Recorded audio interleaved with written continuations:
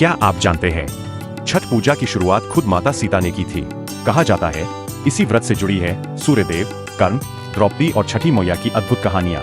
ये सिर्फ एक पूजा नहीं, बल्कि वो पर्व है जहां भक्ति, विज्ञान और प्रकृति तीनों एक साथ एक हो जाते हैं। इस वीडियो को देखने से पहले कृपया इसे लाइक और सब्सक्राइब करना न भूलें। आपका समर्थन हमें और भी अच्छे कंटेंट बनाने के लिए प्रेरित करता है।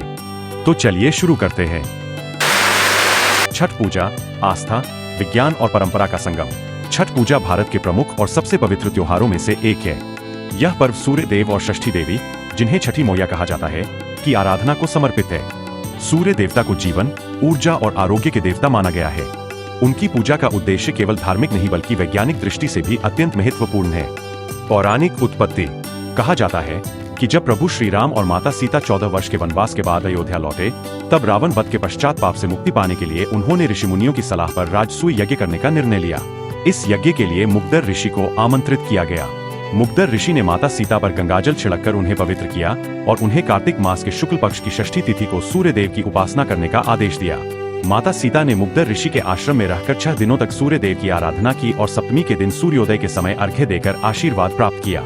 कहा जाता है कि माता सीता ने सबसे पहला छठ पूजन मुंगेर, बिहार के गंगा तट पर किया था और यहीं से इस पवित्र पर्व की शुरुआत मानी जाती है। छठ का संबंध महाभारत काल से है। एक अन्य कथा के अनुसार छठ पर्व की शुरुआत महाभारत काल में हुई थी। सूर्य पुत्र कर्ण ने सबसे पहले इस व्रत को किया। कर्ण भगवान सूर्य के परम भक्त थे। वे प्रतिदिन सुबह जल में खड़े होकर सूर्य देव को अर्घ्य अर्पित करते थे। सूर्य की कृपा से ही वे एक महान योद्धा बने। आज भी छठ में जल में खड़े होकर अर्घ्य देने की परंपरा उसी भावना का प्रतीक है। द्रौपदी और पांडवों से जुड़ी कथा।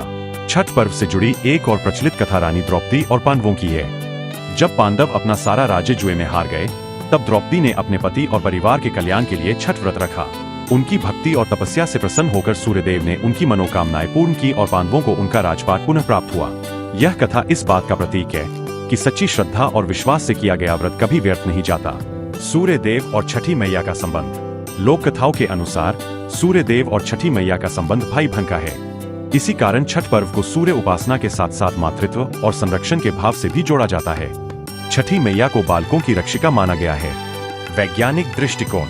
छठ पूजा का संबंध केवल धर्म या आस्था से नहीं, बल्कि प्रकृति और विज्ञान से भी जुड़ा हुआ है। वैज्ञानिक रूप से कहा जाता है कि षष्ठी तिथि को सूर्य की पराबैंगनी किरणें, अल्ट्रावायलेट रेस, धरती पर विशेष मात्रा में पहुंचती है। इस समय सूर्य की किरणों का वायुमंडल पर प्रभाव ऐसा होता है कि ये किरणें मानव शरीर के लिए अत्यंत लाभकारी हो जाती है। सूर्य की इन किरणों से शरीर में विटामिन डी का निर्माण होता है, जो हड्डियों और त्वचा के लिए लाभदायक है। यही कारण है कि छठ पूजा के दौरान खुले वातावरण में सूर्य की दिशा में खड़े होकर अर्घ्य दिया जाता है। यह न केवल आध्यात्मिक शुद्धि प्रदान करता है, बल्कि शारीरिक ऊर्जा और मानसिक शांति भी देता है।